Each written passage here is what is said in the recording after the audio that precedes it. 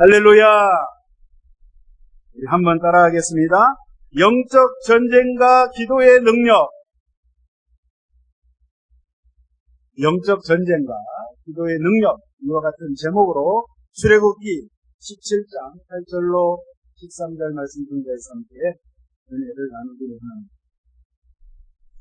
이스라엘 백성들이요, 출애굽한 이후에 하나님이 약속한 그 가나안 땅, 약속의 땅을 향해서 수많은 이스라엘 백성들이 행진을 하고 있습니다. 행진을 할 때에 지금 갑자기 반복하고 있던 아말렉이라는 이방 족속이 나타나서 이스라엘 백성을 공격을 합니다. 지금 이스라엘 백성들이 생각지도 못한 이런 문제가 생겼어요. 다르게 생겼습니다. 이스라엘 백성들은 이집트에 있을 때 430년 동안 노예 생활을 했었기 때문에 단 한 번도 군대를 조직한 적이 없고 싸워본 적이 없어요. 그냥 종살이만 구걸하고 했어요. 이스라엘 민족의 지도자인 모세를 통해서 하나님의 명령을 쫓아 이 백성들이 홍해바다를 건너서 이제 탈출을 해서 지금 광야에 나와 있는데, 이 아말렉 족속이 서들어왔다. 아말렉 족속은요, 그들의 조상이 에서의 후손들이에요. 이 사람들은 하나님을 도무지 믿지 않고 불신하는 그런 사람들인데, 지금 이스라엘을 지금 공격을 했어요. 그래서 모세가 지금 너무 다급한 거예요. 그래서 여호수아 장군을 시켜서 군대를 이끌고 지금 맞서 싸우게 합니다. 그래서 그 르비딤 골짜기에서 그 전쟁터에서 이제 싸움을 하는데, 그 싸움터가 내려다 보이는 그곳에 이제 높은 우리나라 산 같은 그런 산이 아니에요. 이집트에는 나무가 없습니다. 그냥 바위로 되어 있는 그런 험준한 그런 산인데, 그 높은 산 꼭대기에 지금 모세가 하나님의 지팡이를 들고 그의 형 아론과 훌과 함께 지금 산 꼭대기에 올라가서 기도를 합니다.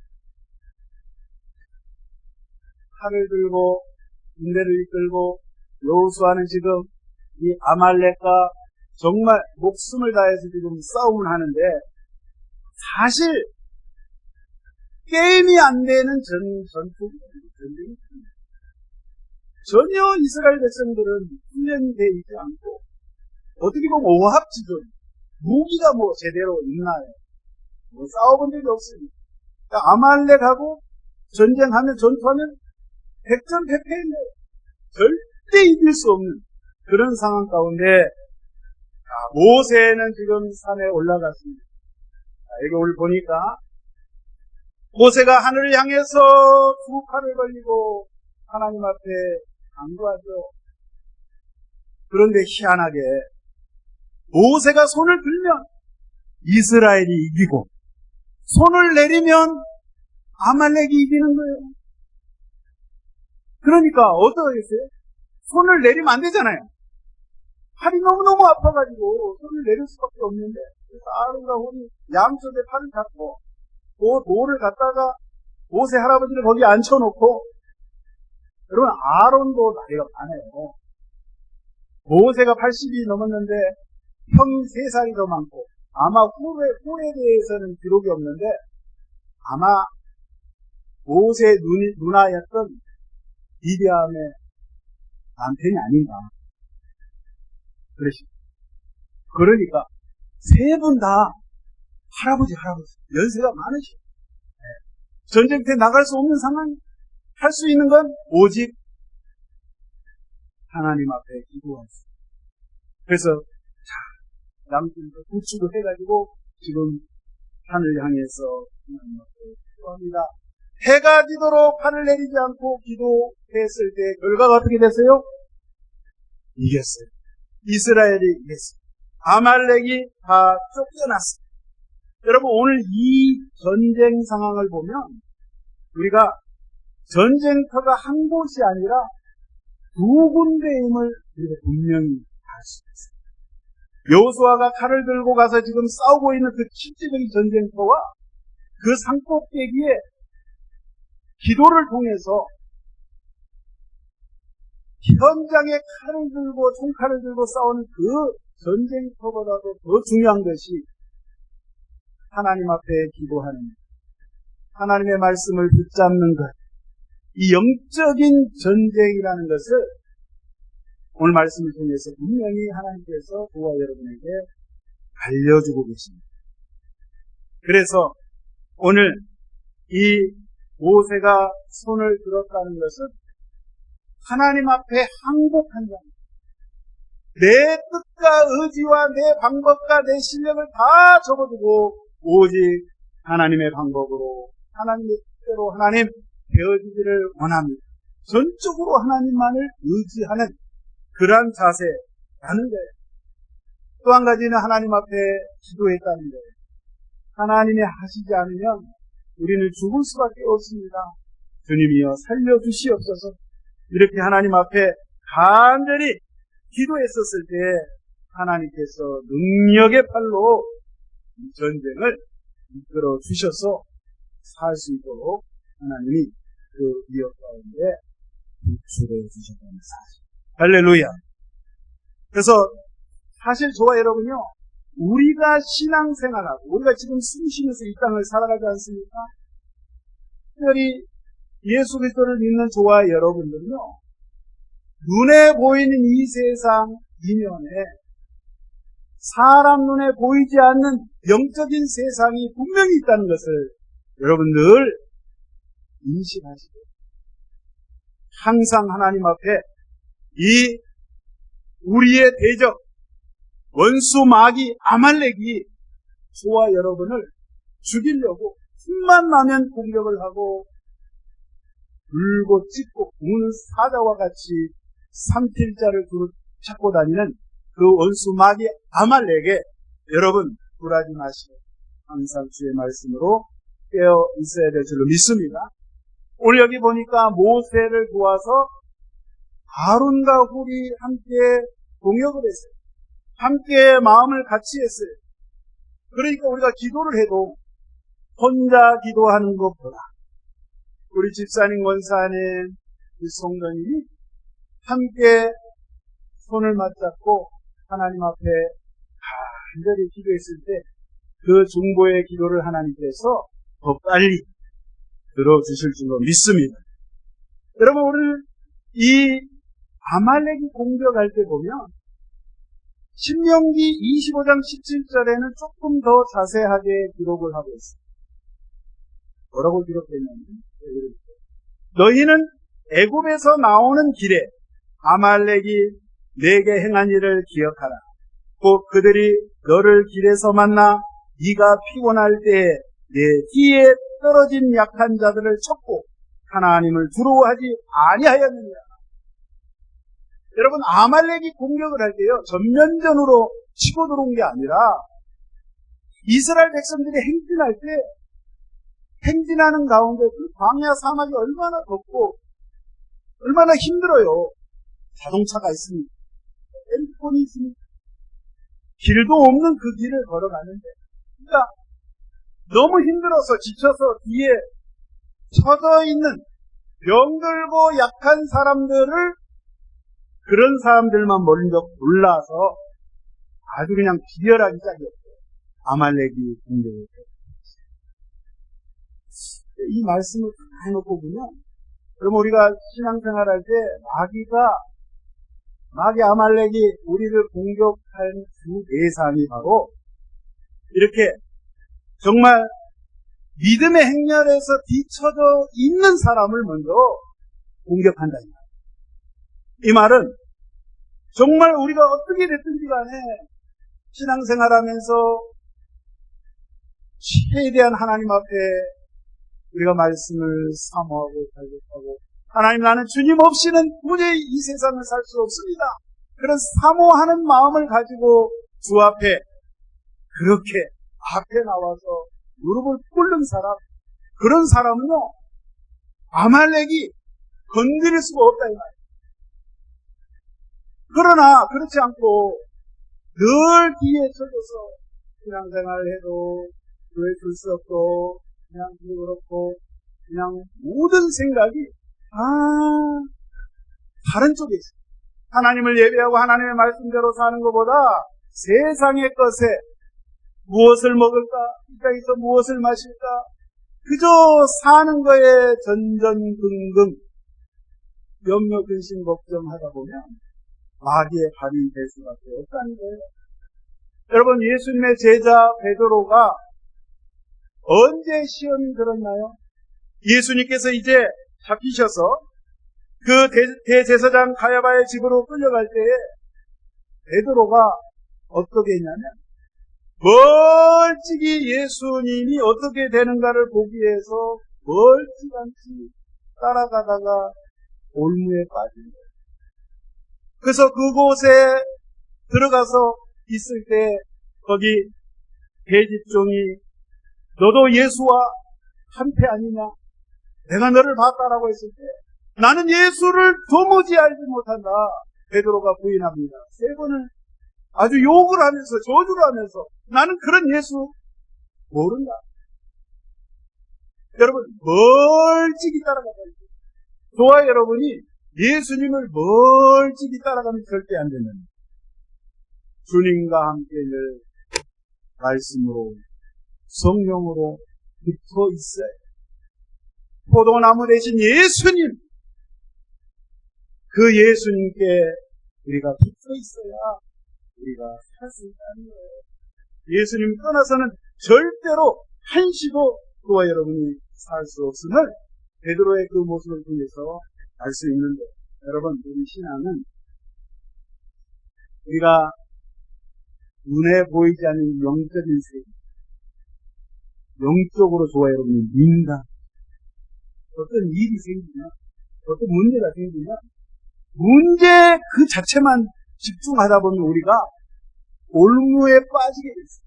과연 이것이 하나님의 성령의 역사인가 아니면 배후에서 역사하는 마귀의 그러한 장난인가, 여러분, 그거를 분별할 줄 알아야 된답니다.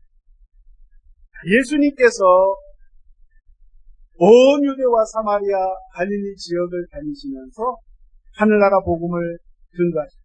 특별히 갈릴리 호수에서 그날도 예수님이 제자들과 함께 배를 타고 건너편으로 건너가시기 위해서 배를 타고 가시는데 갑자기 그냥 강한 돌풍이 붑니다. 바람이 불어서 풍랑이 일어요.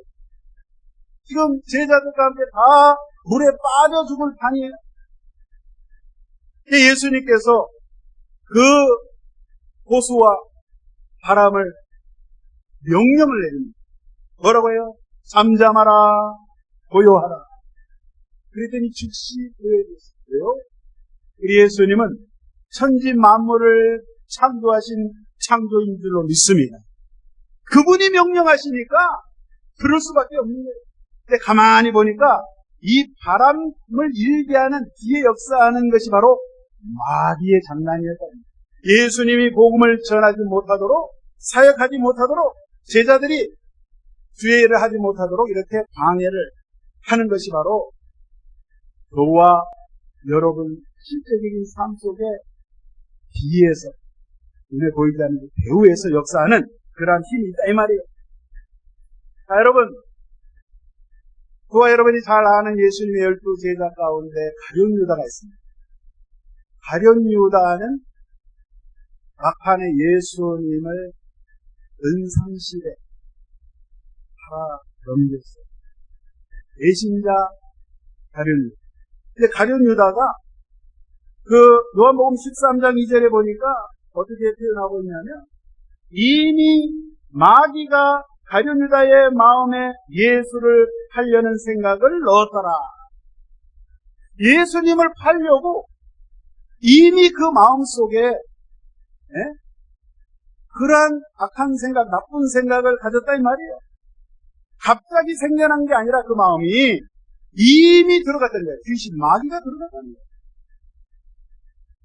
여러분, 가룟 유다의 모습을 여러분 예수님을 3년 반 동안 따라다니면서 예수님의 천국 복음의 말씀도 들었고 예수님께서 많은 이적을 행하셨어요. 각색 병자들을 고치시고 귀신 들린 자들을 내쫓으시고 많은 이적의 현장에 가룟 유다도 있었다 이 말이에요. 그런데 가룟 유다의 모습을 보면 그가 과연 예수님의 제자였을까?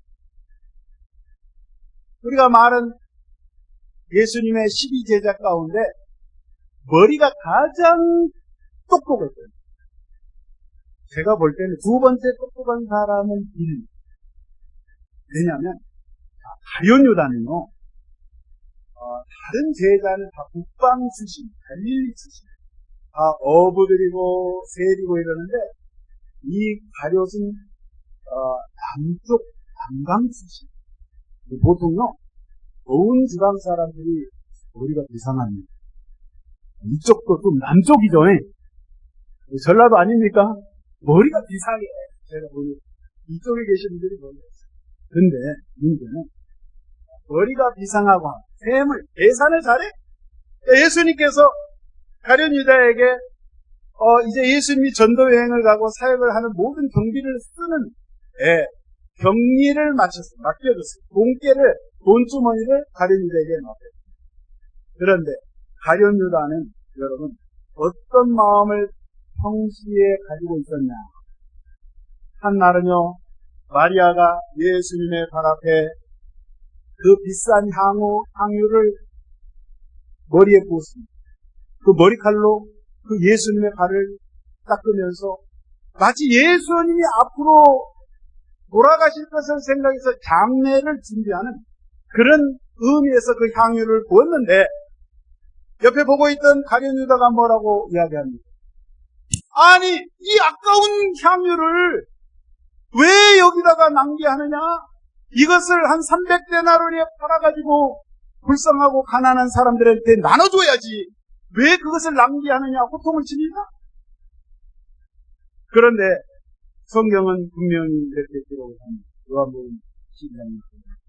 이렇게 저가 말하면 가난한 자들을 생각하니 아니요 그는 도둑이라 공제를 맞고 거기 넣는 것을 훔쳐가니. 가룟 유다가 평상시부터 평상시에 항상 어떻게 하면은 이 공금을 빼먹을까 연구를 많이 머리가 너무 좋다 보니까 그래서 도둑질을 야금야금 살금살금 조용조용 빼먹었어. 그래서 요한한테 딱 걸린 거지. 요한복음에 들어갑니다. 저는 도둑이다. 도선생이다. 예? 거기 넣은 것을 훔쳐가미러라. 이렇게 기록을 하고. 그러니까 가룟 유다는요 평상시에 그 마음 상태가 항상 돈 물질이었어요. 예수님의 제자, 겉으로는 예수님의 제자였지만 항상 그의 관심사는 항상 돈. 자, 이 가룟 유다가요 여러분 예수님을 부를 때 단 한 번도 성경에 기록하지 단 한 번도 예수님을 나의 주님, 큐리오스, 나의 주님이라고 고백한 적이 한 번도 없어요. 항상 예수님께 이 가룟 유다는 랍비여, 선생님이여 이렇게 불렀어요. 다른 11제자는 동일하게 예수님을 향해서 주여, 나의 주여 이렇게 불렀는데 가룟 유다만큼은 나의 선생이여 이렇게 불렀단 말이에요. 그러니까 그 사람 마음속에 머릿속에는 그 사람의 주인은 예수님이 아니고 오직 돈, 물질. 여러분 주께서 말씀하십니다. 너희가 물질과 재물과 하나님을 겸하여서 섬길 수 없느니라.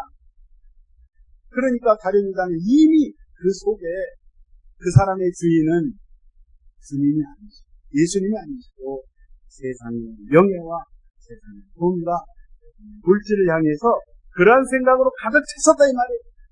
그래서 잠언서 4장 23절에 이 중요한 말씀 하시지 않습니까?